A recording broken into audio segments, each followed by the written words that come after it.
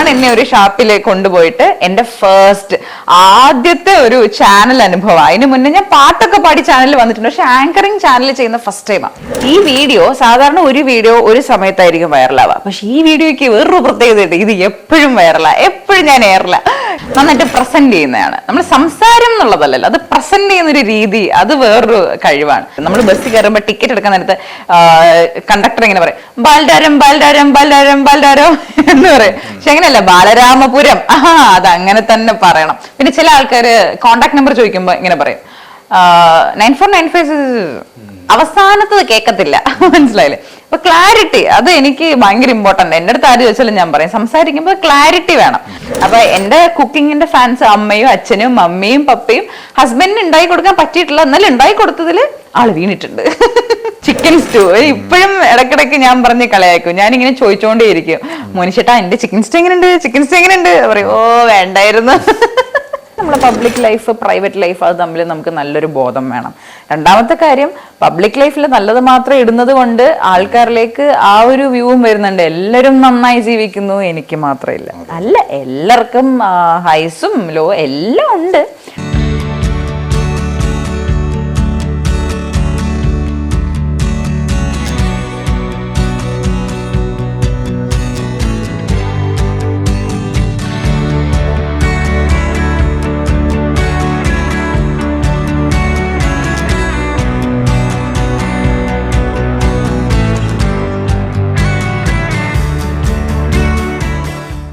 നമസ്കാരം.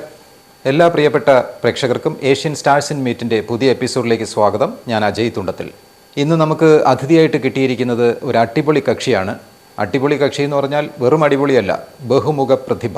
അദ്ദേഹം നന്നായിട്ട് പാടും, ഡാൻസ് ചെയ്യും, തിയേറ്റർ ആർട്ടിസ്റ്റാണ്, കണ്ടന്റ് ക്രിയേറ്ററാണ്. ഇതിനെല്ലാം ഉപരി ആര്യാസ് കൊപ്പെയിൻസ് എന്ന യൂട്യൂബ് ചാനലിൽ ഒരുപാട് ലൈഫ് സ്റ്റൈൽ വ്ളോഗ്സ് ചെയ്യുന്ന കക്ഷി കൂടിയാണ്. ആര്യാസ് കൊപ്പെയിൻസ് എന്ന് പറഞ്ഞപ്പോൾ ആളിനെ ചിലപ്പോൾ നിങ്ങൾക്ക് പിടികിട്ടി കാണും അല്ലേ? അതെ, നമ്മുടെ എല്ലാം പ്രിയങ്കരിയായ ആര്യാദേവിൻ്റെ വിശേഷങ്ങളിലേക്ക്.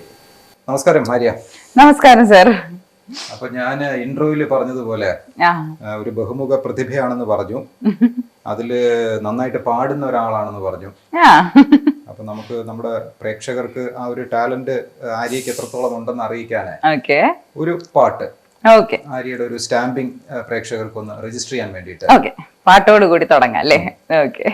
കുഞ്ചും മൈനക്കളേ കുഞ്ചും മൈനക്കളേ എൻ കുരൽ കേട്ട് ஒன்று கூடுங்கள், குஞ்சும் மைனக்களே குஞ்சும் மைனக்களே என் குரல் கேட்டு ஒன்று கூடுங்கள், அட இன்றே வரவேண்டும் இந்த பாவலி வண்டிகை, இன்றே வரவேண்டும் இந்த பாவலி வண்டிகை, நாளை வெறும் கனவு அது நாளை எண்ணம் வனம், நான் நட்டதும் ரோஜா எங்கே பூக்கணும்,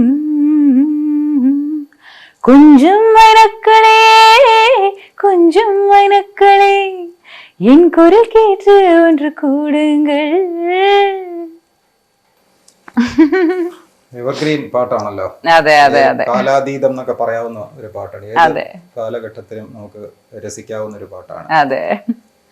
ഇപ്പോ ആര്യാദേവിന്റെ വീട് തേടി ഞങ്ങൾ ഇങ്ങോട്ട് വരുന്ന വഴിക്ക് പലരോടും ആര്യാദേവ് എന്ന് ചോദിച്ചു. അപ്പൊ പലർക്കും ഏത് ആര്യാദേവ് എന്നൊക്കെയാണ് ഞങ്ങളോട് ചോദിച്ചത്. നമ്മൾ പറഞ്ഞൊരു ആർട്ടിസ്റ്റ് ആണ് എന്നൊക്കെ പറഞ്ഞു. അപ്പൊ സീരിയലിൽ അഭിനയിക്കുന്ന ആർട്ടിസ്റ്റ് എന്ന് പറഞ്ഞപ്പോഴാണ് പലർക്കും ഐഡന്റിഫൈ ആയത്. അപ്പോ സീരിയൽ ആര്യ ഒരു സീരിയലിൽ അഭിനയിച്ചിട്ടുള്ളൂ, കാതോരം. അപ്പൊ അത് എങ്ങനെയാണ് ആ സീരിയലിലേക്ക് അഭിനയിക്കാനുള്ള ഒരു അവസരം കിട്ടിയത്? തുടർന്ന് എന്തുകൊണ്ടാണ് ഒരുപാട് സീരിയലുകളിൽ അഭിനയിക്കാത്തത്? ഓക്കെ, ആക്ച്വലി എനിക്ക് അഭിനയം ഭയങ്കര ഇഷ്ടമാണ്, ഭയങ്കര പാഷനേറ്റ് ആണ്. പക്ഷെ ഞാൻ അഭിനയത്തിന്റെ പുറകെ ഒരു ചാൻസ് തേടി പോയിട്ടേയില്ല. കാരണം എൻ്റെ ഞാൻ വിചാരിച്ചിരുന്നത് നമ്മള് കുറച്ച് കാര്യങ്ങൾ ഷോക്കേസ് ചെയ്യുമ്പോൾ, ഈ സ്റ്റേജ് ഷോസ് അങ്ങനെയൊക്കെ ചെയ്യായിരുന്നു. ഓക്കെ, ഷോക്കേസ് ചെയ്യുമ്പോൾ നമ്മൾ തേടി വന്നോളും എന്നൊരു വിചാരത്തിൽ ഞാൻ അങ്ങനെ ഇരിക്കുകയായിരുന്നു. പക്ഷെ എന്റെ കല്യാണമൊക്കെ കഴിഞ്ഞപ്പോൾ ഹസ്ബൻഡാണ് പറഞ്ഞത്, അങ്ങനെയല്ല, നീ തേടി പോണം. കാരണം നമ്മൾ ഈ സിനിമ സീരിയൽ ഫീൽഡിലൊക്കെ തേടി പോകുമ്പോൾ ഒരുപാട് ചതിക്കുഴികളുണ്ട്. അപ്പൊ അങ്ങനെയൊക്കെ വിചാരിച്ചിട്ട് നമ്മളൊരു സ്റ്റക്കായിരുന്ന സമയത്ത് അപ്പൊ ഹസ്ബൻഡാണ് അല്ല പോ പോ എന്ന് പറഞ്ഞ് അങ്ങനെ പോയി. എനിക്കൊരു ചെറിയൊരു കോണ്ടാക്ട് കിട്ടി. അങ്ങനെയാണ് ഞാൻ ആക്ച്വലി ഏഷ്യാനെറ്റിലെ കാതോട് കാത്തരൊന്നിട്ടുള്ള സീരിയൽ വളരെ കുറച്ച് റോളേ ഉള്ളൂ, പക്ഷെ എന്നാലും അത് ആൾക്കാർ കുറച്ചൊരു റിക്കഗ്നൈസ് ചെയ്തു. പിന്നെ ഞാൻ സീരിയൽ അഭിനയിക്കുന്നതിന് മുന്നേ തന്നെ എല്ലാ നാട്ടുകാരും ഞാൻ ഓൾറെഡി സീരിയൽ ഉണ്ട് എന്ന് വിചാരിച്ചിട്ടുണ്ടായിരുന്നു. എനിക്കറിയാൻ പാടില്ല അത് എന്തുകൊണ്ടാണ്. പിന്നെ ഞാൻ അതിന് മുന്നേ കൗമുദി ടിവിയിൽ തന്നെ ആങ്കറിംഗ് ഒക്കെ ചെയ്യുമായിരുന്നു. അപ്പൊ ടിവിയിലല്ല, വേറെ ഒരുപാട് ചാനലുകളിൽ ആങ്കറിംഗ് ചെയ്യുമായിരുന്നു. അല്ലാതെയും സ്റ്റേജ് ഷോസ് ഒക്കെ ചെയ്യുമായിരുന്നു. അപ്പൊ അതുകൊണ്ടൊക്കെ ആയിരിക്കണം. പിന്നെ എന്തുകൊണ്ട് പറ്റിയില്ല എന്ന് ചോദിച്ചാലും ഓഫീസ് കാര്യങ്ങളുമായിട്ട് കുറച്ച് തിരക്കായിപ്പോയി. അപ്പൊ കുറെ കമ്മിറ്റ് ചെയ്യാൻ മടിച്ചിട്ട് അങ്ങനെ ഒരുപാട് മിസ്സായിട്ടുണ്ട്. പക്ഷെ സ്റ്റിൽ ഞാൻ നോക്കുവാണ്, നല്ലൊരു റോള് വന്ന ഒബ്വിയസ്ലി നമ്മൾ അതുമായിട്ട് മുന്നോട്ട് പോവുക തന്നെ ചെയ്യും. കാരണം അത് നമുക്ക് ഭയങ്കര ഇഷ്ടപ്പെട്ട ഒരു കാര്യമാണ്. അപ്പം അതാണ് സംഭവം.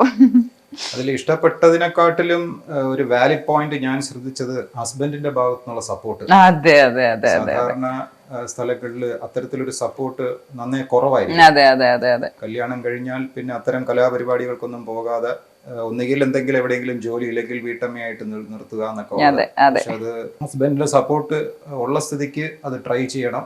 അതെ, തീർച്ചയായിട്ടും കൂടുതൽ അവസരങ്ങളിലേക്ക് വരണം. കാരണം ആര്യ ഒന്ന് ഈ ആങ്കറിംഗും ഒക്കെ ആയിട്ട് ബന്ധപ്പെട്ട് ഈ മീഡിയയിൽ വളരെ ഫെമിലിയർ ആണ്. പിന്നെ എന്തെങ്കിലും കാര്യങ്ങൾ അവതരിപ്പിക്കുന്നതിന് ഒരു ക്ലാരിറ്റിയും ഒരു പ്രസന്റബിലിറ്റിയും ഉണ്ട്. തീർച്ചയായിട്ടും നല്ല നല്ല കഥാപാത്രങ്ങൾ വളരെ ഈസി ആയിട്ട് ഭംഗിയായിട്ട് ആര്യയ്ക്ക് പെർഫോം ചെയ്യാൻ പറ്റും. Thank you. പിന്നെ ആര്യയുടെ ഒരു പ്രൊഫൈൽ നോക്കിയപ്പോഴത്തേക്കും ഒരുപാട് കാര്യങ്ങൾ ഞാൻ കണ്ടു. അതില് മെയിനായിട്ട് ആര്യ ഒരു സോഷ്യൽ മീഡിയ ഇൻഫ്ലുവൻസർ ആണ്. അതെ. ആര്യാസ് കോപ്പൈൻസ് എന്നുള്ള പേരിലാണ് പല വ്ളോഗ്സ് ചെയ്യുന്നത്. യൂട്യൂബർ ആണ്. അപ്പൊ അതിന്റെ ഒരു അനുഭവം പറയണം. അപ്പൊ അത് നമ്മൾ ഒരുപാട് വീഡിയോസ് ചെയ്ത് അതും ഈ ഒരു ലൈം ലൈറ്റിൽ നിൽക്കുന്ന ഒരാൾ ഇങ്ങനെ ചെയ്യുമ്പോഴത്തേക്കും സാധാരണക്കാർ ചെയ്യുന്ന പോലെയല്ല, അവർക്കൊക്കെ കിട്ടുന്ന ഒരു കമന്റ്സിന്റെ ഒരു റേഞ്ചും അല്ലെങ്കിൽ അതിന്റെ ഒരു ഇതൊക്കെ എങ്ങനെയാണ്? ആക്ച്വലി എന്റെ ഒരു യൂട്യൂബ് ചാനലിന്റെ പേര് ആര്യാസ് കോപ്പൈൻസ് എന്നാണ്. അപ്പൊ കോപ്പൈൻസ് എന്ന് വെച്ചാൽ ഫ്രഞ്ചിൽ ഫ്രണ്ട്സ് എന്നാണ് അർത്ഥം. അപ്പൊ ഇത് സ്റ്റാർട്ട് ചെയ്യാനുള്ള കാരണം എന്ന് പറയുമ്പം വെറുതെ എനിക്ക് ഈ വ്ളോഗൊക്കെ കാണുന്ന സമയത്ത് ആൾക്കാർ ഓരോ സാധനങ്ങൾ എടുക്കുന്നു, പ്രസന്റ് ചെയ്യുന്നു, ഇതൊക്കെ നമുക്ക് അറിയാവുന്ന കാര്യങ്ങളാണല്ലോ, പിന്നെ എന്തുകൊണ്ട് എനിക്കത് ചെയ്തുകൂടാ എന്ന് തോന്നിയിട്ടുണ്ടായിരുന്നു. അപ്പൊ ആ ഒരു സമയത്ത് അവിചാരിതമായിട്ട് എന്നെ പഠിപ്പിച്ച ഒരു സാർ എന്റെ അടുത്ത് വന്നിട്ട് സാറിന്റെ യൂട്യൂബ് ചാനലിൽ കുറച്ച് വീഡിയോസ് ചെയ്തൂടെ എന്ന് ചോദിച്ചു. അപ്പൊ ഞാൻ പറഞ്ഞ ചെയ്യാമല്ലോ, എനിക്ക് ഭയങ്കര താല്പര്യമാണ് ഇതൊക്കെ, എല്ലാത്തിലും ഞാൻ മുന്നോട്ടാണ്. അപ്പം മുന്നോട്ടാണ് ഇൻ ദ സെൻസ് ഇഷ്ടമാണ്. അപ്പൊ സാറ് പറഞ്ഞപ്പോ തന്നെ ഓക്കെ ചെയ്യാമല്ലോ എന്ന് പറഞ്ഞിട്ട് സാറിന് വേണ്ടിയിട്ട് കുറച്ച് വീഡിയോസ് ചെയ്തു. അപ്പൊ അതിൽ കുറച്ച് എഡിറ്റിംഗ്, നമ്മൾ ഈ വീഡിയോസ് എടുക്കുന്നു, അയച്ചു കൊടുക്കുന്നു. അപ്പം 1ാമത്തെ വീഡിയോ, 2ാമത്തെ വീഡിയോ, 5ാമത്തെ വീഡിയോ, 10ാമത്തെ വീഡിയോ, ഇതെല്ലാം അയച്ച സമയത്ത് ഓർഡർ മാറിപ്പോയി.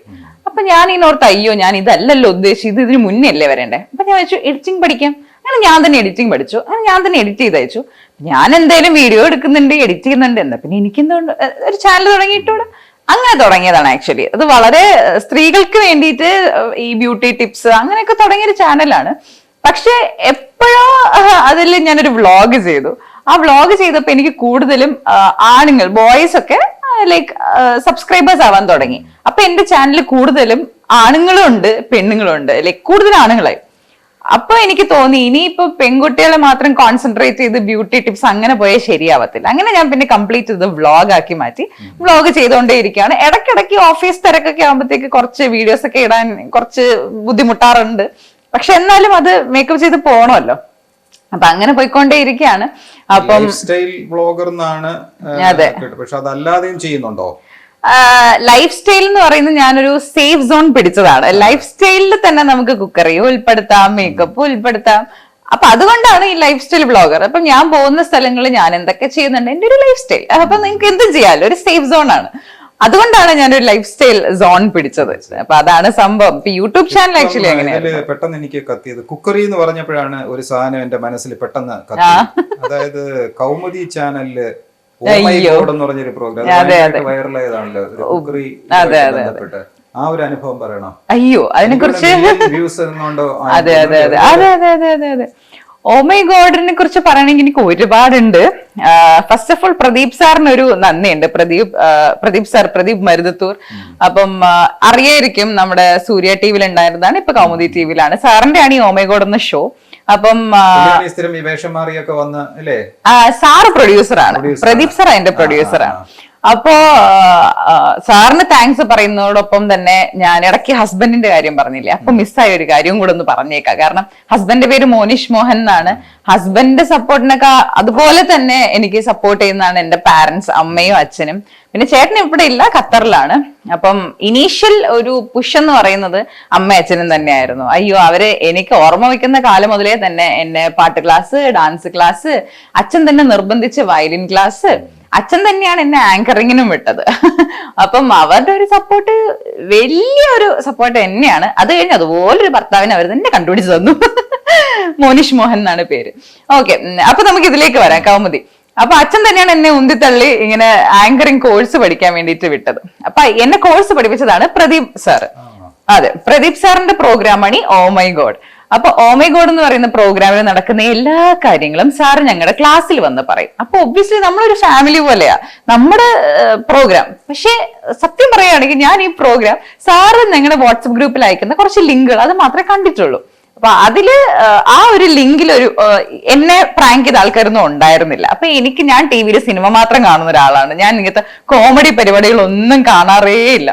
അപ്പൊ എനിക്ക് ഒരു പിടുത്തം ഉണ്ടായിരുന്നില്ല. ആ സാർ എന്നെ പ്രാങ്ക് ഒന്നും ഞാൻ വിചാരിച്ചില്ലല്ലോ. അങ്ങനെയാണ് എന്നെ ഒരു ഷാപ്പിൽ കൊണ്ടുപോയിട്ട് എന്റെ ആദ്യത്തെ ഒരു ചാനൽ അനുഭവം. അതിന് മുന്നേ ഞാൻ പാട്ടൊക്കെ പാടി ചാനലിൽ വന്നിട്ടുണ്ട്, പക്ഷെ ആങ്കറിങ് ചാനൽ ചെയ്യുന്ന ഫസ്റ്റ് ടൈമാണ്. കള്ളി ഷാപ്പില്. അത് എന്നോട് പറഞ്ഞതെന്ന് വെച്ച് കഴിഞ്ഞാൽ ഒരു സ്പെഷ്യൽ പ്രോഗ്രാം ആണ്, നീ പാടുമല്ലോ, അപ്പൊ നീ പാട്ട് പാടി കുക്കറി. അപ്പൊ പാട്ട് നമുക്ക് ഇഷ്ടമാണ്, കുക്കറി എനിക്ക് അതിലും വലിയ ഇഷ്ടമാണ്. കുക്കറി ആങ്കർ ചെയ്യാൻ എനിക്ക് ഭയങ്കര ഇഷ്ടമാണ്. പിന്നെ മേലും കീഴും നോക്കിയില്ല. അപ്പൊ പറഞ്ഞ ഒരൊറ്റ കാര്യം എന്ന് വെച്ച് കഴിഞ്ഞാൽ അമ്മേനെ അച്ഛനെയും കൊണ്ടുവരുത്. അമ്മേനെ അച്ഛനെ ഇല്ലാതെ ഞാൻ ഒരു സ്ഥലത്ത് പ്രോഗ്രാംസിന് പോയിട്ടില്ല. അവരെന്നെ അങ്ങനെ വിടത്തില്ല, എല്ലായിടത്തും ഇങ്ങനെ കൊണ്ടുപോയി കൊണ്ടുവന്ന് അങ്ങനെയായിരുന്നു. അങ്ങനെ ഞാൻ വീട്ടിൽ കിടന്ന് ബഹളം ഉണ്ടാക്കി, ഇല്ല ഞാൻ ഒറ്റയ്ക്ക് പോവാം. അപ്പൊ പറഞ്ഞു, നിനക്ക് അത്ര പ്രശ്നമാണ്, വീട്ടിൽ അത്ര സീനാണെങ്കിൽ കൂട്ടുകാരിയും കൂടെ വിളിക്കാം. ഞങ്ങളുടെ കൂടെ ആങ്കറിങ്ങിന് ഉണ്ടായിരുന്ന കൂട്ടുകാരി വൃന്ദയ്ക്ക് അറിയായിരുന്നു. അങ്ങനെയാണ് എന്നെ കൊണ്ടുപോയി ഇങ്ങനെ പ്രാങ്ക് ചെയ്യുന്നത്, പാട്ട് പാടി കുക്കറി ഷോ എന്ന് പറഞ്ഞിട്ട്.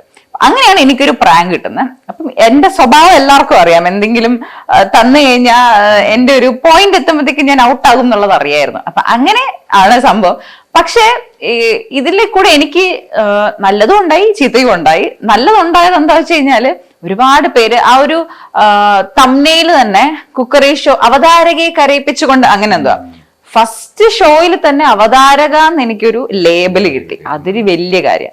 സാറ് പറഞ്ഞ കാര്യം അത് തന്നെയാ ഉദ്ദേശിച്ചത്. നിനക്ക് വലിയൊരു ഭാവിയുണ്ട്. സോ സാറായിട്ട് ആ ഒരു അവതാരക ടാഗാണ് എനിക്ക് ആ ഒരു വീഡിയോ കൊണ്ട് കിട്ടിയത്. അതൊരു വലിയ കാര്യമാണ്. പക്ഷെ ഈ ഒരു വീഡിയോ കണ്ടിട്ട് എന്നെ അങ്ങനെ ആങ്കറിങ്ങിനൊന്നും ആരും വിളിച്ചിട്ടൊന്നുമില്ല. അതുപോലെ തന്നെ ഒരുപാട് പേർക്കൊരു ലേബൽ വന്നു, കരച്ചിലാണ് നമ്മുടെ മെയിൻ, അങ്ങനത്തെ ഒരു ലേബൽ വന്നു. അപ്പൊ അത് സത്യം പറഞ്ഞ ഒരുപാട് വിഷമമാക്കി.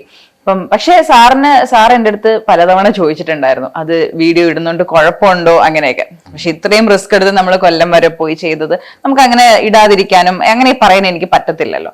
അപ്പൊ അതുകൊണ്ടുണ്ടായ ഒരു സങ്കടം ഇതാണ്, ലൈക്ക് അങ്ങനെ ഒരു ടാഗ് കിട്ടി എന്നുള്ളതാണ്. പക്ഷെ ഇത് നടക്കുന്ന 6 വർഷം മുന്നെയാണ്. അപ്പൊ ആരും ഇപ്പൊ ഞാൻ എങ്ങനെയാണെന്ന് വിചാരിക്കണ്ട, അങ്ങനെയല്ല. അപ്പൊ അതാണ് ആക്ച്വലി ഈ ഒരു ഓ മൈ ഗോഡിന്റെ കഥ എന്ന് പറയുന്നത്. പിന്നെ പറയാൻ ഇനി ഇഷ്ടം പോലെ ഉണ്ട്, പക്ഷെ നമ്മുടെ സമയം നമുക്ക് തന്നെ അനുവദിക്കില്ല. അതിനെ തുടർന്ന് ആ എപ്പിസോഡിനെ കണക്ട് ചെയ്ത് ഒരുപാട് ട്രോൾസും വന്നല്ലോ. ട്രോൾസ്, അതെ ഓൾറെഡി അതൊരു ട്രോളാണ്. അതിനെയും ട്രോളാക്കി ഒരുപാട് വീഡിയോ ഉണ്ടായിരുന്നു. അതിലും വലിയ കാര്യം എന്ന് പറയുന്നത്, ഈ വീഡിയോ സാധാരണ ഒരു വീഡിയോ ഒരു സമയത്തായിരിക്കും വൈറലാവുക. പക്ഷെ ഈ വീഡിയോയ്ക്ക് വേറൊരു പ്രത്യേകതയുണ്ട്, ഇത് എപ്പോഴും എപ്പോഴും ഞാൻ എയറില്ല. കാരണം എന്റെ കല്യാണ സമയത്ത് ഈ വീഡിയോ പിന്നെയും വൈറലായി. ഇങ്ങനെ ആൾക്കാർ അയച്ചുകൊണ്ടേയിരിക്കുക. അപ്പൊ ഹസ്ബൻഡിന് അയക്കാൻ സമയത്ത്, കല്യാണ സമയമായതുകൊണ്ട്, അപ്പൊ ഹസ്ബൻഡ് റെഡി, എല്ലാരും ഇങ്ങനെ അയച്ചുകൊണ്ടേ ഇരിക്കുക എന്ന് പറയും. അതില് കമന്റ്സ് എന്റെ അമ്മേ ഇഷ്ടംപോലെ കമന്റ്സ് ഉണ്ട്, ഒരുപാട് ചീത്ത വിളികളുണ്ട്.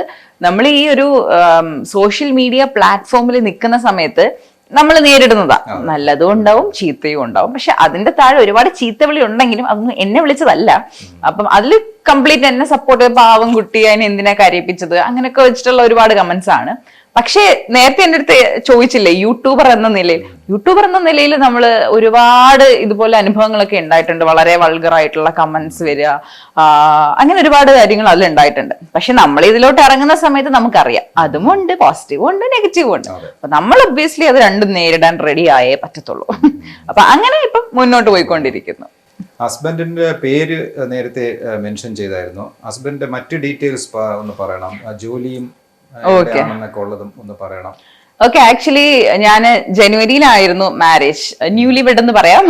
അപ്പൊ ഹസ്ബൻഡ് മോനിഷ് മോഹൻ എന്നാണ് പേര്. ഹസ്ബൻഡ് UK-ലാണ്, അവിടെ ഒരു യൂണിവേഴ്സിറ്റിയിൽ ആക്ച്വലി സ്റ്റുഡന്റ് അഡ്മിൻ ഓഫീസറായിട്ട് വർക്ക് ചെയ്യാണ്. ആളുടെ വീട് നമ്മുടെ തിരുവല്ലയാണ്. പിന്നെ എന്റെ വീട്ടില് അമ്മ, അച്ഛൻ പെൻഷനറാണ്, ഗവൺമെന്റ് പ്രസ്സിലായിരുന്നു. അമ്മ ഹോം മേക്കർ. ചേട്ടൻ, ചേച്ചി രണ്ടുപേരും ഖത്തറിൽ സെറ്റിൽഡ് ആണ്. വാവയുണ്ട്. അപ്പൊ അവരെല്ലാരും 3 പേരും ഖത്തറിലാണ്. ഇതാണ് ഫാമിലി. ഈ പ്രൊഫൈലില് ഒരു കണ്ടന്റ് ക്രിയേറ്റർ എന്ന് പറഞ്ഞൊരു പോസ്റ്റ് ഞാൻ വായിച്ചു. അതെ. എന്താണ് അത്? അതുമായിട്ട് ബന്ധപ്പെട്ട് എന്താണ് കണ്ടന്റ് ക്രിയേറ്റർ എന്ന് പറയുമ്പോഴത്തേക്കും ഇപ്പം ഇൻസ്റ്റാഗ്രാമിൽ എന്റെ എടുത്തു കഴിഞ്ഞാല് ഇൻസ്റ്റാഗ്രാമിലേക്ക് വേണ്ടി ഞാൻ ഒരുപാട് വീഡിയോസ് ചെയ്യാറുണ്ട്. ലൈക് മേക്കപ്പ് വീഡിയോസ് ഉണ്ട്, അതും ഈ ലൈഫ് സ്റ്റൈൽ സംബന്ധിതമായിട്ടുള്ള. ഇപ്പൊ അതാണല്ലോ എല്ലാവരുടെയും ജീവിതത്തിലേക്ക് ഉഴുന്നു നോക്കുക എന്നുള്ളതാണ് ഒരു പോയിന്റ്. അപ്പം ആ ഒരു വീക്ക് പോയിന്റ് ഞാനും നൈസായിട്ട് ഹുക്ക് ചെയ്തു, അത്രേ ഉള്ളൂ. അപ്പൊ അതിനകത്ത് ഞാൻ പോകുന്നത്, ഞാൻ കഴിക്കുന്നത്, ഞാൻ കാണുന്ന നല്ല നല്ല കാര്യങ്ങൾ, കൂടുതലും നല്ല നല്ല കാര്യങ്ങളേ ഉള്ളൂ.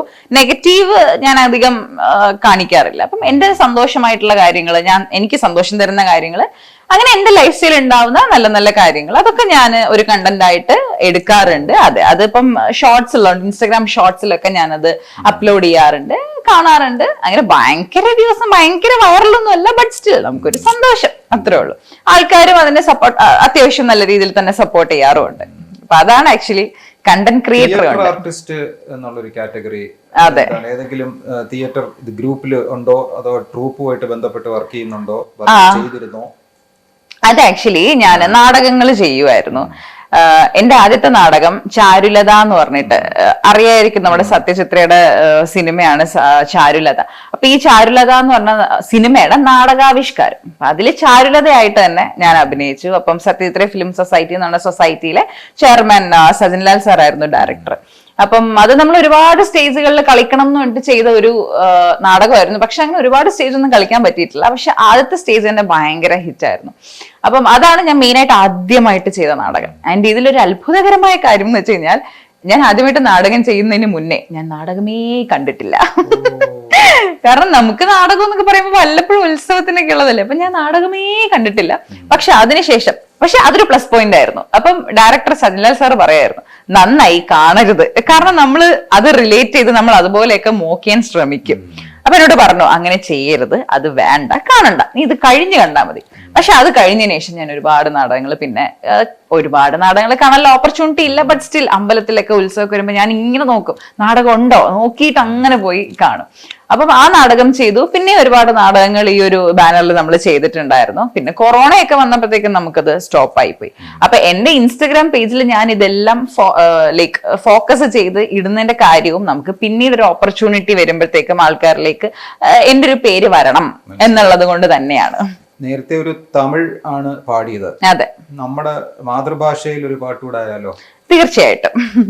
ശ്രീരാഗമോ തേടുന്നു നീ വീണതൻ പുൻതന്തിൽ സ്നേഹാർദ്രമാം ഏതോ പദം തേടുന്നു ഞാൻ ഈ നമ്മളിൽ ഇൻ മൗനമോ പൂമാനമായി ഇൻ രാഗമോ പുലർവാനമായി ഇൻ മുന്നിൽ നീ പുലർകന്യയായി ശ്രീരാഗമോ തേടുന്നു നീ വീണതൻ പുൻതന്തിൽ. Sarath sir music. അതെ അതെ അതെ, ഒരുപാട് ഇഷ്ടമുള്ള ഒരു ഫേവറേറ്റ് പാട്ടാണ്. അദ്ദേഹത്തിന്റെ പാട്ടുകളും ഇതുപോലെയാണ്, കാലാതീതമാണ്. അതെ, പാട്ട് നമുക്ക് മാറ്റി വെക്കാനില്ല. അതെ അതെ, ചെയ്യുള്ളൂ. പക്ഷെ ഉള്ളതെല്ലാം അതെ അതെ സ്ലാങ്ങി പറഞ്ഞാൽ ഉരുപ്പിടി. അതെ അതെ. സ്കൂളിംഗ് ഒക്കെ എവിടെയായിരുന്നു? ഞാൻ actually school ARR public school Nettayam അവിടെ പഠിച്ചിട്ടുണ്ട്, സെന്റ് മേരീസിൽ പഠിച്ചിട്ടുണ്ട്, സാൽവേഷൻ ആർമിയിൽ പഠിച്ചിട്ടുണ്ട്. സ്കൂളിംഗ് ഒക്കെ ഇവിടെയൊക്കെയായിരുന്നു ചെയ്തിട്ടുണ്ടായിരുന്നത്. പിന്നെ അതിനുശേഷം ഞാൻ എടുത്തത് BTech ആയിരുന്നു. എന്തിനാണെന്ന് എനിക്ക് ഇപ്പോഴും മനസ്സിലായിട്ടില്ല. അങ്ങനെ എഞ്ചിനീയറിംഗ് ഫീൽഡാണ്, ഇലക്ട്രോണിക്സ് ആൻഡ് കമ്മ്യൂണിക്കേഷൻ എഞ്ചിനീയറിംഗ് ആണ്. അപ്പം അത് കഴിഞ്ഞിട്ടാണ് ഞാൻ നേരെ ഈ ഒരു ആങ്കറിംഗിന്റെ കോഴ്സിലേക്ക് കിടക്കുന്നത്. പിന്നെ ഇടയ്ക്ക് ഒരു IoT കോഴ്സ് ചെയ്തിട്ടുണ്ടായിരുന്നു, ഇന്റർനെറ്റ് ഓഫ് തിങ്സ്. അതും എന്തിനാണെന്ന് എനിക്ക് അറിയത്തില്ല. നമ്മൾ ഈ കോളേജിൽ നിന്ന് ഇറങ്ങുമ്പോൾ പിന്നെ അതിൽ ചെയ്തതാണ്. പക്ഷെ ആ സമയത്ത് തന്നെ ഞാൻ ആങ്കറിംഗിന്റെ കോഴ്സും ചെയ്തു. അങ്ങനെയാണ് ഞാൻ കൗമുദി TV ആങ്കർ ആയിട്ട് കയറി. ഇപ്പം ഓ മൈ ഗോഡ് മാത്രമല്ല, അല്ലാതെ ലേഡീസ് അവർ എന്ന് പറഞ്ഞിട്ടൊരു ഷോ ഞാൻ ചെയ്യുന്നുണ്ടായിരുന്നു കൗമുദിയിൽ തന്നെ. ലേഡീസ് അവർ എന്ന് പറഞ്ഞിട്ടൊരു ഷോ. അതെ അതെ അതെ അതെ ഷോ ചെയ്യുന്നുണ്ടായിരുന്നു. പിന്നെ അല്ലാതെ തന്നെ ഈ സെലിബ്രിറ്റീസ് ഇന്റർവ്യൂ, അങ്ങനത്തെ ഒരുപാട് കാര്യങ്ങൾ. പിന്നെ കൗമുദി TV അല്ലാതെ തന്നെ ലോക്കൽ ചാനൽസിന് വേണ്ടിയിട്ടൊക്കെ ഒരുപാട് ഡോക്ടേഴ്സ് ഇന്റർവ്യൂ, ഒരുപാട് ഇന്റർവ്യൂസ് എടുത്തിട്ടുണ്ട്. പിന്നെ അതിനുശേഷമാണ് ഞാനിപ്പം ഓഫീസിലൊക്കെ വർക്ക് ചെയ്യാനായിട്ട് കയറിയത്. അപ്പൊ അത്രയും നാളും നമ്മൾ ഈ സ്റ്റേജ് ഷോസും ഇന്റർനാഷണൽ സ്റ്റേജ് ഷോസും ഒക്കെ ചെയ്തിട്ടുണ്ട്. അപ്പൊ അങ്ങനെ ഷോസ് ഒക്കെ ആയിട്ടായിരുന്നു നടന്നിട്ടുണ്ടായിരുന്നു ഒരു കാലത്തില്. അതെ അതെ അതെ. ഒരുപാട് വളരെ ടോക്കറ്റീവ് ആണ്, കാര്യങ്ങൾ പറയുന്നതിന് ഒരു വ്യക്തതയും ഒരു ക്ലാരിറ്റി ഉണ്ട്, ഒരു കോൺഫിഡൻസ് ഒരു ഫീൽ ചെയ്യുന്നുണ്ട് സംസാരിക്കുമ്പോഴേ. കേൾക്കുമ്പം വളരെ ആധികാരികമായി അല്ലെങ്കിൽ അതിനൊരു ഇമ്പാക്ട് കൊടുത്തൊക്കെയാണ് സംസാരിക്കുന്നത്. എങ്ങനെയാണ് ഈ ഒരു കഴിവ്? പാരന്റ്സ് ഇത്തരത്തിൽ സംസാരിക്കുന്ന ആൾക്കാരാണോ? ഈ ഒരു ക്വാളിറ്റി ഇതൊരു ജീൻ ഒരു സംഭവമാണോ, അതോ നമ്മൾ പഠിച്ച് എടുത്തതാണോ? ഇല്ല, ഞാനായിട്ട് അങ്ങനെ പഠിച്ചെടുത്തൊന്നുമല്ല. അത് എപ്പോഴോ എൻ്റെ ഒരു ജേർണിയിൽ കൂടിയതാണ്. പിന്നെ പാരന്റ്സ് സംസാരിക്കാൻ മോശമൊന്നും അല്ല കേട്ടോ. എന്റെ ചേട്ടനും ഭയങ്കര നല്ല രീതിയിൽ സംസാരിക്കുന്ന ആളാണ്, നന്നായിട്ട് പ്രസന്റ് ചെയ്യുന്നതാണ്. നമ്മൾ സംസാരം എന്നുള്ളതല്ലല്ലോ, അത് പ്രസന്റ് ചെയ്യുന്ന ഒരു രീതി, അത് വേറൊരു കഴിവാണ്. എനിക്കങ്ങനെ വലിയ കഴിവൊന്നല്ല ഞാൻ ഉദ്ദേശിച്ചത്. പക്ഷെ ചേട്ടന് നല്ല കഴിവാണ്. ചേട്ടന്റെ സംസാരമൊക്കെ അടിപൊളിയാണ്. ചേട്ടൻ ക്യാബിൻ ക്രൂ ആയിരുന്നു ഖത്തർ എയർവേസ്. പിന്നെ പറയണ്ടല്ലോ. അപ്പൊ എനിക്കിത് എവിടെ നിന്ന് വന്നെന്ന് വെച്ചാൽ എനിക്കും സത്യത്തിൽ അറിയത്തില്ല. പക്ഷെ എന്തോ അത് എന്റെ ഒരു ജേർണിയിൽ കൂടിയാണ്. ചിലപ്പോ ആങ്കറിംഗ് ഒക്കെ പഠിക്കുന്ന സമയത്ത് നമുക്ക് ഇതുപോലെ ഉണ്ടായിരുന്നു. സാർ അതിന് എനിക്ക് തോന്നുന്നു ഏറ്റവും വലിയൊരു കാര്യം പറയേണ്ടത് പ്രദീപ് സാർ തന്നെയാണ്. നമുക്ക് ഒരു ഉദാഹരണം ഇങ്ങനെ പറഞ്ഞു തരും. നമ്മൾ ബസ്സിൽ കയറുമ്പോൾ ടിക്കറ്റ് എടുക്കാൻ നേരത്ത് കണ്ടക്ടർ ഇങ്ങനെ പറയും, ബാൽഡാരം ബാൽഡാരം ബാൽഡാരം ബാൽഡാരം എന്ന് പറയും. പക്ഷെ അങ്ങനെയല്ല, ബാലരാമപുരം. അത് അങ്ങനെ തന്നെ പറയണം. പിന്നെ ചില ആൾക്കാര് കോണ്ടാക്ട് നമ്പർ ചോദിക്കുമ്പോ ഇങ്ങനെ പറയും 9495. അവസാനത്തത് കേൾക്കത്തില്ല. മനസ്സിലായില്ലേ? അപ്പൊ ക്ലാരിറ്റി അത് എനിക്ക് ഭയങ്കര ഇമ്പോർട്ടന്റ്. എന്റെ അടുത്ത് ആര് ചോദിച്ചാലും ഞാൻ പറയും, സംസാരിക്കുമ്പോൾ ക്ലാരിറ്റി വേണം. പക്ഷെ ഞാൻ ചില സമയത്തൊക്കെ സ്പീഡിൽ പറയുന്ന കേട്ട് കഴിഞ്ഞാൽ ആർക്കൊന്നും മനസ്സിലാവത്തില്ല. എന്റെ വ്ളോഗിലൊക്കെ കാണുമ്പോൾ എന്റെ ഹസ്ബൻഡ് ഭയങ്കരമായിട്ട് ക്രിട്ടിസൈസ് ചെയ്യും. ഓരോന്ന് ഇങ്ങനെ പറയും, നീ അത് ശ്രദ്ധിക്കണം, ഇത് ശ്രദ്ധിക്കണം. ഇന്റർവ്യൂവിന് വരുന്നതിന് മുന്നേ എന്റെ അടുത്ത് പറഞ്ഞു, ഇങ്ങനെ ചോദിക്കാൻ പറയണം, ഇങ്ങനെ നീ സംസാരിക്കണം, അങ്ങനെയൊക്കെ പറഞ്ഞുതരും. അപ്പം അതില് ഞാൻ ലേശം ശ്രദ്ധ കൂടുതൽ കൊടുക്കാറുണ്ട്. എന്നാലും ചിലപ്പോ കയ്യിൽ നിന്ന് പോവാറുണ്ട്.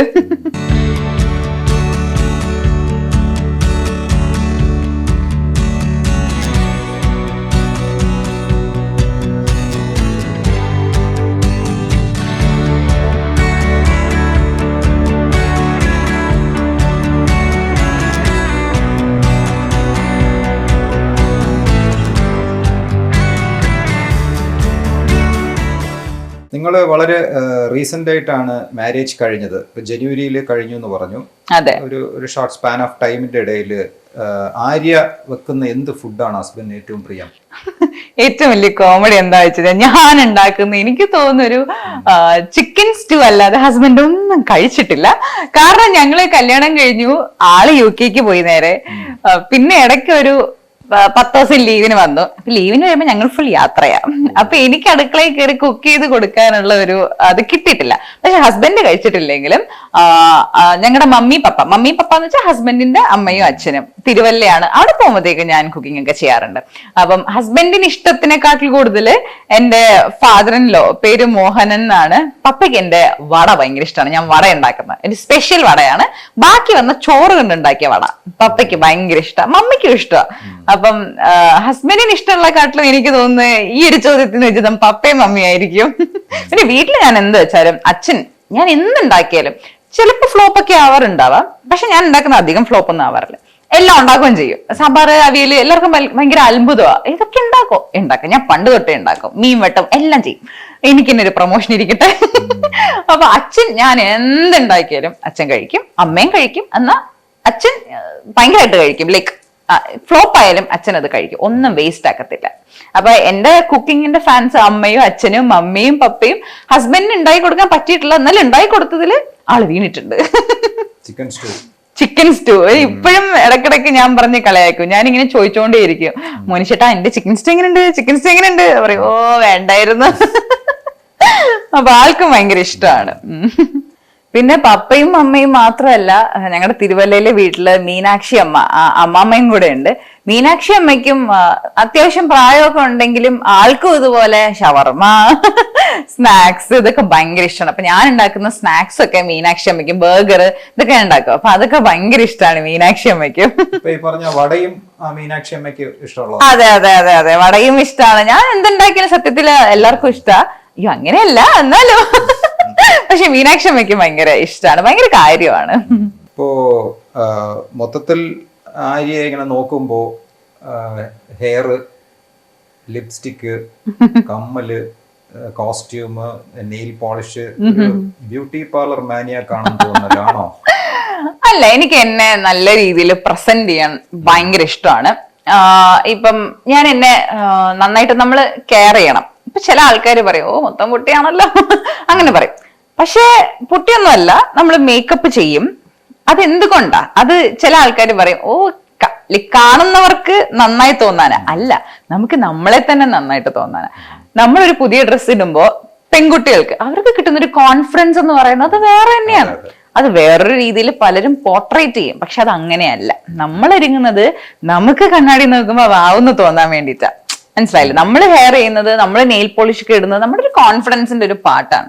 ഇപ്പൊ ഞാനിപ്പം ഈ ഒരു ഷോയ്ക്ക് ലിപ്സ്റ്റിക് ഇടാതെ വന്നിരുന്നു കഴിഞ്ഞാൽ ഞാൻ ഫുൾ കോൺഷ്യസ് ആയിരിക്കും. ഓ മനസ്സിലായില്ലേ? അപ്പൊ അതൊരിക്കലും വേറൊരാള് കാണുമ്പം ബോറായിരിക്കത്തില്ല എന്നുള്ളതല്ല, നമ്മുടെ ഒരു കോൺഫിഡൻസിന്റെ പാർട്ടാണ്. മനസ്സിലായില്ലേ? നമ്മളൊരു നല്ലൊരു ഇവന്റിന് പോകുമ്പോൾ നമ്മൾ ഒരുങ്ങി പോകുന്നത് 10 പേര് കാണട്ടെ എന്നുള്ളതുണ്ട്. ബട്ട് സ്റ്റിൽ പെൺകുട്ടികൾക്ക് മെയിൻ ആയിട്ടുള്ളത് എന്നെ കണ്ണാടി കാണുമ്പോ എനിക്ക് എന്നെ നന്നായി തോന്നണം എന്നുള്ളൊരു പോയിന്റ് ആണ്. അപ്പൊ അതാ എനിക്ക് എന്നെ പ്രസന്റ് ചെയ്യാൻ ഇഷ്ടമാണ്. ഞാൻ വീട്ടിന്റെ വെളിയിൽ ഇറങ്ങിയ പോലും ലിപ്സ്റ്റിക് ഇടാതെ ഇറങ്ങത്തില്ല.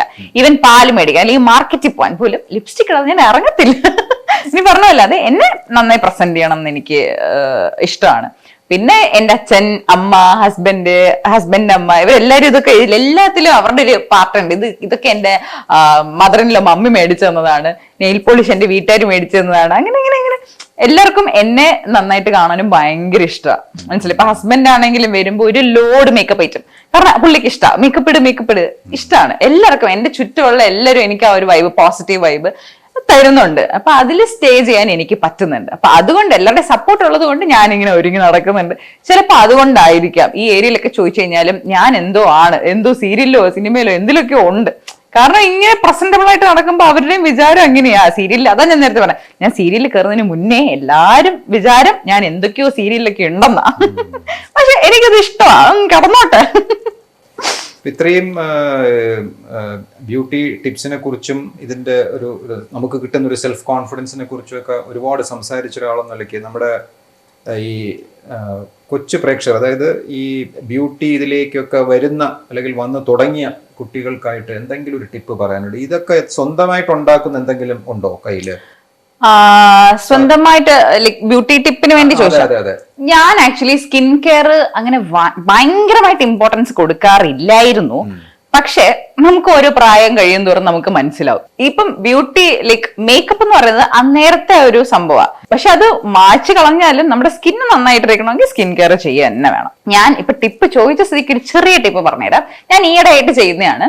നമ്മുടെ ഈ ഓട്സ് ഇല്ലേ, ഓട്സും ഫ്ലാക്സീഡും കൂടെ മിക്സിയിലിട്ട് നന്നായിട്ട് അടിച്ച് ഒരു പേസ്റ്റ് ആക്കിയതിന് ശേഷം അതിനകത്ത് വെള്ളമോ തൈരോ എന്തെങ്കിലും ചേർത്ത് ജസ്റ്റ് ഫേസിൽ പുരട്ടി കുറച്ചു നേരം കഴിഞ്ഞൊന്ന് ഉണങ്ങുന്ന സമയത്ത് ജസ്റ്റ് ഒന്ന് വാഷ് ചെയ്ത് കളഞ്ഞാൽ മതി.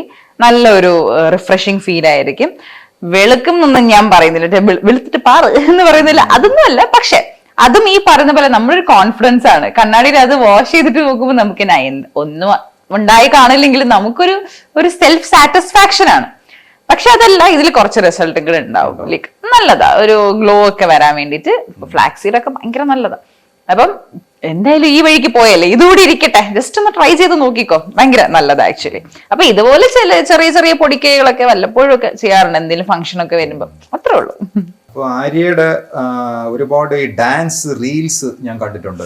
ഓക്കെ, വളരെ എല്ലാവർക്കും ഇഷ്ടപ്പെടുന്ന ഒരു പെർഫോമൻസ് ആണ്. ഓ താങ്ക് യു. ഡാൻസിന്റെ ഒരു ഫീൽഡിനെ കുറിച്ചും അതിന്റെ ഒരു എക്സ്പീരിയൻസും ഒക്കെ ഒന്ന് പറയണം. ഓക്കെ, അപ്പം ഡാൻസ് ആക്ച്വലി എനിക്ക് അറിവ് തുടങ്ങുന്ന സമയം തൊട്ട് അതിന് മുന്നേ ഞാൻ ഡാൻസ് പഠിക്കാൻ തുടങ്ങിയതാണ്. ഭരതനാട്യമായിരുന്നു മെയിൻ.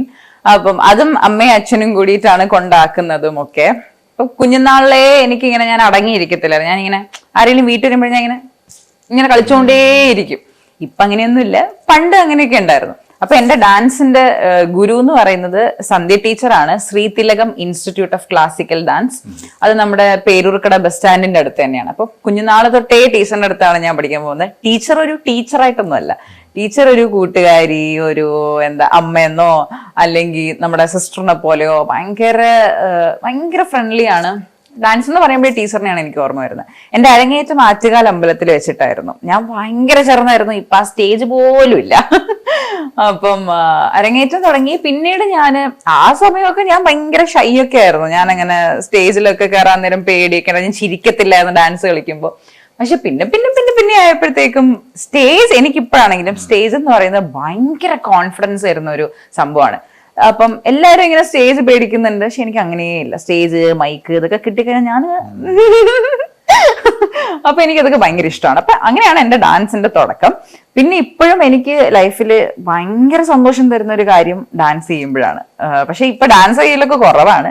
ഇപ്പൊ ഓണം ആയതുകൊണ്ട് കുറച്ച് തിരുവാതിരക്കളിയും കോരികളിയും ഇതൊക്കെ ഇപ്പൊ ഉണ്ട്. ഇപ്പൊ ഞാനതൊക്കെ പഠിപ്പിക്കുന്നുണ്ട്. പിന്നെ വീട്ടിൽ ഞാൻ ഡാൻസ് പഠിപ്പിക്കുന്നുണ്ട്. അത് നമ്മുടെ ഈ അടുത്തടുത്ത ഏരിയയിലുള്ള പിള്ളേരൊക്കെ വരും. അപ്പൊ അവർക്ക് ഞാൻ ഡാൻസ് പഠിപ്പിക്കാറുണ്ട്. അവരുടെ സ്കൂളിലെ പ്രോഗ്രാംസിന് വേണ്ടിയിട്ട് പഠിപ്പിക്കും. പിന്നെ ഭരതനാട്യം അടവുകൾ അങ്ങനെയൊക്കെ പഠിപ്പിക്കാറുണ്ട്. അപ്പം അതാണ് ഡാൻസിന്റെ ഒരു ബേസ് എന്ന് പറയുന്നത്. ബേസ് ഉണ്ട്. അപ്പൊ അതുകൊണ്ട് തന്നെ നമുക്കെല്ലാം മെയിൻറ്റെയിൻ ചെയ്യാൻ പറ്റും. സിനിമാറ്റിക്കും ഒക്കെ ഞാൻ കളിക്കും, സെമി ക്ലാസിക്കല്. പിന്നെ ആ സമയത്ത് മോഹിനിയാട്ടം ഭരതനാട്യം ഒക്കെ എനിക്ക് സ്കൂൾ ലെവലിലൊക്കെ മിക്കവാറും എപ്പോഴും ഞാൻ ചെയ്ത സമയങ്ങളിലെല്ലാം പ്രൈസ് കിട്ടിയിട്ടുണ്ടായിരുന്നു. അപ്പം അങ്ങനെയാണ് ഡാൻസിന്റെ ജേണി. അപ്പം ഡാൻസ്, പാട്ട് എല്ലാം ഉണ്ട്. അപ്പം ഒരുപാട് താല്പര്യമാണ്. അതുകൊണ്ട് തന്നെ ഒരുപാട് ഇഷ്ടമാണ് ഇതൊക്കെ ചെയ്യാൻ വേണ്ടിയിട്ട്. സോഷ്യൽ മീഡിയ ഇൻഫ്ലുവൻസർ എന്നുള്ള നിലയ്ക്ക് സ്വാഭാവികമായിട്ടും എന്തെങ്കിലും സൈബർ ക്രൈംസ് അങ്ങനെ എന്തെങ്കിലുമൊക്കെ വന്നിട്ടുണ്ടാവുമല്ലോ എന്തെങ്കിലും? അതെ, സോഷ്യൽ മീഡിയയിൽ അത്യാവശ്യം ആക്റ്റീവായിട്ട് നിൽക്കുന്നതിൽ ഭൂരിഭാഗം ആൾക്കാർക്കും വരുന്നതാണ് ഈ സൈബർ ക്രൈം. അത് വളരെ സീരിയസ് ആയിട്ടുള്ള ഒരു ഇഷ്യൂ ആണ്. ഇപ്പം ഈ ഇടയ്ക്ക് ഒരുപാട് മരണങ്ങളൊക്കെ നടക്കുവാണ്, സൂയിസൈഡ്. അപ്പം എനിക്കും വന്നിട്ടുണ്ട്. പക്ഷെ ഞാനങ്ങനെ തളർന്നിട്ടൊന്നുമില്ല. കാരണം നമുക്കിതറിയാം ഇത് എന്തായാലും വരാൻ പോവാണ്. അപ്പൊ അതുകൊണ്ട് എനിക്ക് ഇതുപോലൊരു അനുഭവം ഉണ്ടായിട്ടുണ്ട്. ഒരാള് നമ്മൾ അറിയുപോലും ചെയ്യാത്ത കാര്യങ്ങളൊക്കെ എന്റെ കമന്റ് ബോക്സിലൊക്കെ വന്ന് പറഞ്ഞു. അപ്പം ഇതാരാണ് എന്താണെന്നൊന്നും അറിയാൻ പാടില്ല. അങ്ങനെ ഞാൻ ആദ്യമേ സൈബർ സെല്ലിൽ ഞാൻ പരാതി കൊടുത്തു. അപ്പോ അവര് പരാതി സ്വീകരിച്ചു. പക്ഷെ ഒരുപാട് മുന്നോട്ട് പോകാൻ പറ്റിയില്ല. കാരണം ഞാനൊരു മണ്ടത്തരം കാണിച്ചിട്ടുണ്ടായിരുന്നു. നമ്മൾ ഈ സൈബർ ആക്രമണം നടക്കുമ്പം ആദ്യമേ നേരെ ചെയ്യുന്ന കാര്യം എന്ന് വെച്ച് കഴിഞ്ഞാൽ, നേരെ പോയി നമ്മളൊരു ഇൻസ്റ്റാ പോസ്റ്റ് ഇടും. എന്നിട്ട് എല്ലാവരോടും ഇത് കയറി ഡിലീറ്റ് ചെയ്തു എന്ന് പറയും. അത് അവര് ഡിലീറ്റ് ചെയ്യും. അപ്പൊ അവര് തെളിവ് നശിപ്പിച്ച് കളഞ്ഞു. അവരുടെ രീതിയിൽ അവര് എല്ലാരും കൂടി ചെയ്യിപ്പിച്ചാണെങ്കിലും അതൊരു ഫേക്ക് അക്കൗണ്ട് ആണ്. അത് പോയി എന്ന് വെച്ചിട്ട് അവർക്കൊരു പ്രശ്നവും ഇല്ല. മനസ്സിലായി? അത് സത്യം പറഞ്ഞാൽ പൊതുവേ ഉള്ള എല്ലാവരുടെയും തെറ്റിദ്ധാരണയാണ്. നമ്മൾ ഈ ആൾക്കാർ എന്ത് വിചാരിക്കും എന്നുള്ള രീതിയാണ് ഒബ്വിയസ്ലി ഒരാൾ കമന്റ് ബോക്സിൽ വന്ന് എന്തെങ്കിലും മോശം കമന്റ് ഇടുമ്പോ. പക്ഷെ ആൾക്കാർ എന്ത് വിചാരിക്കും എന്നുള്ളത് ഒന്നാമത്തെ കാര്യം. രണ്ടാമത്തെ കാര്യം അയാളെ പണിഷ് ചെയ്യണമെങ്കിൽ നമ്മൾ മിണ്ടാതെ പോയി പണിഷ് ചെയ്യുന്നതാണ്, അല്ലെങ്കിൽ മിണ്ടാതെ പോയി പരാതി കൊടുക്കുന്നതാണ് ബുദ്ധിയായിട്ട് ചെയ്യേണ്ടത്. പക്ഷെ ഞാൻ അതല്ല ചെയ്തത്. എല്ലാവരും ചെയ്യുന്ന പോലെ ഞാൻ ഒരു വീഡിയോ ഇട്ടു, റിയാക്ട് ചെയ്തു. അപ്പം ആ ഒരു റിയാക്ഷൻ കണ്ടപ്പോൾ തന്നെ എന്റെ ഫോളോവേഴ്സും എനിക്ക് അറിയാന്നുള്ള എല്ലാവരും പോയി ബ്ലോക്ക് ചെയ്തു. അക്കൗണ്ട് റിപ്പോർട്ടോ അങ്ങനെ എന്തോ ഓപ്ഷൻ ഉണ്ടായിരുന്നു. അങ്ങനെ ബ്ലോക്ക് ചെയ്ത് ആ ഒരു പേജേ പോയി. അപ്പൊ പിന്നെ നമുക്കിനി തെളിവില്ല. അവരങ്ങനെ അവരുടെ പേജേ പോയല്ലോ. അപ്പം അതിന്റെ കൂടുതൽ ഡീറ്റെയിൽസ് എനിക്ക് പറഞ്ഞത് അറിയത്തില്ല. അപ്പം ഞാൻ സൈബർ സെല്ലിൽ പോയ സമയത്ത് അവർ അതാ പറഞ്ഞു, അയ്യോ അങ്ങനെ ചെയ്ത് അക്കൗണ്ട് പോയെങ്കിൽ പിന്നെ അവർക്കൊന്നും ചെയ്യാൻ പറ്റത്തില്ല. പിന്നെ ഇത് നടക്കുന്നത് ആക്ച്വലി കുറച്ച് വർഷങ്ങൾക്ക് മുന്നേ ആണ് കേട്ടോ. ഇപ്പൊ എങ്ങനെയാണെന്നുള്ളത് അപ്ഡേഷൻസ് എനിക്കും അറിയത്തില്ല. ചിലപ്പോൾ ഇപ്പൊ അങ്ങനെ വന്നാലും ആക്ഷൻ എടുക്കാൻ പറ്റുമായിരിക്കാം. സോ അത് വളരെ ഗുരുതരമായിട്ടുള്ള ഒരു കാര്യമാണ്. അതിപ്പം ഞാനത് അങ്ങനെ നേരിടുന്നു, എനിക്ക് കുഴപ്പമില്ല. പക്ഷെ എല്ലാവരും അങ്ങനെ ആയിരിക്കത്തില്ല. ചില ആൾക്കാർക്ക് അത് മതി. അപ്പൊ അതിന്റെ പേരിൽ തന്നെ ഇപ്പൊ എല്ലാവരുടെയും ജീവിതം എന്ന് പറയുന്നതേ ഇൻസ്റ്റാഗ്രാമിലാണ്. അങ്ങനെ ഒരിക്കലും ചെയ്യാൻ പാടില്ല. ഇപ്പൊ എന്റെ ഇൻസ്റ്റാഗ്രാമിലൊക്കെ എന്റെ സന്തോഷപരമായ മൊമെന്റ്സ് മാത്രമേ ഞാൻ കാണിക്കുന്നുള്ളൂ. നമുക്ക് വേറെ പല മൊമെന്റ്സ് ഉണ്ട്. പക്ഷെ ചില ആൾക്കാര് പേഴ്സണൽ ലൈഫിനെ കംപ്ലീറ്റ്ലി വ്യൂസിന് വേണ്ടിയിട്ട് ഇടുന്നുണ്ട്. പക്ഷെ അത് അവരെ വേറൊരു രീതിയിൽ ബാധിക്കാനും ചാൻസ് ഉണ്ട്. പിന്നെ സന്തോഷം മാത്രമേ ഞാൻ ഇടുന്നുള്ളൂ എന്ന് പറഞ്ഞില്ലേ, നമ്മുടെ അക്കൗണ്ട് കണ്ടിട്ട് പല വിഷമിച്ചിരിക്കുന്ന ആൾക്കാരും വിചാരിക്കും ഇവരുടെയൊക്കെ ലൈഫ് എന്തൊരു ലൈഫോ, അവിടെ പോകുന്നു ഇവിടെ പോകുന്നു ഡാൻസ് കളിക്കുന്നു. അതും ആക്ച്വലി മെന്റലി ഒരുപാട് ആൾക്കാരെ സത്യം പറഞ്ഞു കഴിഞ്ഞാൽ അത് ബാധിക്കുന്നുണ്ട്. അപ്പൊ നമ്മൾ രണ്ടും ചിന്തിക്കണം. ശരിയാണ്, സോഷ്യൽ മീഡിയ ഒക്കെ നല്ലതാണ്, പൈസ ഉണ്ടാക്കാനൊക്കെ നല്ലതാണ്, പക്ഷെ ഇങ്ങനൊരു വശം കൂടി ഉണ്ട്. മനസ്സിലായില്ലേ? ഒന്നാമത്തെ കാര്യം നമ്മളെ പബ്ലിക് ലൈഫ് പ്രൈവറ്റ് ലൈഫ് അത് തമ്മിൽ നമുക്ക് നല്ലൊരു ബോധം വേണം. രണ്ടാമത്തെ കാര്യം പബ്ലിക് ലൈഫിൽ നല്ലത് മാത്രം ഇടുന്നത് കൊണ്ട് ആൾക്കാരിലേക്ക് ആ ഒരു വ്യൂവും വരുന്നുണ്ട്, എല്ലാവരും നന്നായി ജീവിക്കുന്നു എനിക്ക് മാത്രമില്ല. അല്ല, എല്ലാവർക്കും ഹൈസും ലോ എല്ലാം ഉണ്ട്. പക്ഷെ അത് നമ്മൾ മനസ്സിലാക്കണം, അത്രേ ഉള്ളൂ. അതെ. ചുരുക്കി പറഞ്ഞാൽ ഇത്തരം സന്ദർഭങ്ങളെ ഒരു ബാലൻസ്ഡ് മൈൻഡ് സെറ്റിൽ നേരിടുക, അഡിക്റ്റഡ് ആകാതിരിക്കുക, തീർച്ചയായിട്ടും കമന്റ്സിനെ നമ്മൾ മനസ്സിലേറ്റാതിരിക്കുക, ഒരിക്കലും ചെയ്യരുത്. അതെ അതെ അതെ. കാരണം നമ്മൾ നല്ലത് ചെയ്താൽ അത് മോശം എന്ന് പറയാൻ ആൾക്കാരുണ്ട്, നമ്മൾ മോശം ചെയ്താൽ കുഴപ്പമില്ലെന്ന് പറയാനും ആൾക്കാരുണ്ട്. എല്ലാം നമ്മുടെ സെൽഫ് സാറ്റിസ്ഫാക്ഷൻ ആണ്. നമുക്കൊരു പേഴ്സണാലിറ്റി ഉണ്ട്, നമുക്കൊരു ബോധം വേണം. നമ്മൾ എന്ത് ചെയ്യുന്നതാണ് നല്ലത് തെറ്റ് എന്നുള്ളത് നമ്മൾ അറിഞ്ഞിരിക്കണം. പിന്നെ നമ്മുടെ ഫാമിലിയും നമ്മൾ നോക്കണം, അവർക്കും ഓക്കെ ആണോ എന്നുള്ളതും കൂടെ നോക്കണം. നമ്മളിപ്പം പുതിയ തലമുറയാണ്, എനിക്ക് എന്റെ ഇഷ്ടം എന്ന് പറഞ്ഞാൽ നടക്കാനും പറ്റത്തില്ല. നമ്മളെ ഫാമിലിനെയും കൂടെ നമ്മൾ കൺസിഡറും കൂടി ചെയ്യണം. പിന്നെ ഒരു ഹാപ്പി ലൈഫ്. ആര്യ വളരെ വാലിഡ് ആയിട്ടുള്ള ഒരു പോയിന്റ് ആണ് ഇപ്പൊ പറഞ്ഞത്. ആര്യയുടെ ഒരു പേഴ്സണൽ എക്സ്പീരിയൻസിൽ നിന്നുമാണ് അത്രയും കാര്യങ്ങൾ പറഞ്ഞത്. പ്രത്യേകിച്ചും യങ്സ്റ്റേഴ്സ് അത് വളരെ ശ്രദ്ധിക്കുക, നോട്ട് ചെയ്യുക. അപ്പൊ നമുക്ക് വൈൻഡ് അപ്പ് ചെയ്യുന്നതിന് മുമ്പ് ഒരു രാഷ്ട്രഭാഷാ ഗീത് കൂടെ ആയാൽ കൊള്ളാം. അപ്പൊ എല്ലാം ആവും, മാതൃഭാഷയായി അയൽഭാഷയായി രാഷ്ട്രഭാഷ കൂടെ ആയാൽ തീർച്ചയായിട്ടും. ഓക്കെ, ഒരു ഹിന്ദി പാട്ട് പാടാം. यूं तो प्रेम में 75 हमारे, ले जा तू कर 77 इशारे, दिल मेरा मुफ्त का कम काहे तरसते बेचारे, ले जा तू कर 77 इशारे, दिल मेरा मुफ्त का, दिल मेरा मुफ्त का. വളരെ രസകരമായ ഒരു ഇന്ററാക്ഷൻ ആയിരുന്നു. പോയതേ അറിഞ്ഞില്ല. നന്നായിട്ട് സംസാരിക്കുന്ന, വളരെ ശുദ്ധിയോടുകൂടി പ്രസന്റ് ചെയ്യുന്ന, വളരെ സെൽഫ് കോൺഫിഡൻസ് ഒരുപാടുള്ള, ഒരുപാട് ഇത് ഈ വീഡിയോ കാണുന്ന ഒരുപാട് പ്രേക്ഷകർക്ക് ഒരുപാട് പോസിറ്റീവ് വൈബ്സ് ഉണ്ടാക്കുന്ന ഒരു ക്യാരക്ടറാണ് ആര്യ ദേവിൻ്റെത്. അങ്ങനെയുള്ള ഒരു വ്യക്തിത്വത്തെ ഇന്റർവ്യൂ ചെയ്യാൻ കഴിഞ്ഞതിൽ വളരെയധികം സന്തോഷമുണ്ട്. കൂടുതൽ ആശംസകൾ, അവസരങ്ങൾ തേടി വരട്ടെ. എല്ലാ ഭാവങ്ങളും നേരുന്നു. Thank you so much. എന്റെ ഫസ്റ്റ് ഇന്റർവ്യൂ ആയിരുന്നു. അതും ഇന്റർവ്യൂർ എന്ന് പറയുന്നത് അജയ് തുണ്ടത്തിൽ സാറാണെന്ന് അറിഞ്ഞപ്പോഴത്തേക്ക് എനിക്ക് അതിലും വലിയൊരു സന്തോഷമായിരുന്നു. സോ അതിലും എന്റെ ആദ്യത്തെ ഇന്റർവ്യൂ അജയ് തുണ്ടത്തിൽ സാറാണ് എടുത്തത് എന്നുള്ള കാര്യത്തിൽ ഞാൻ പ്രൗഡാണ്. Thank you so much. Okay.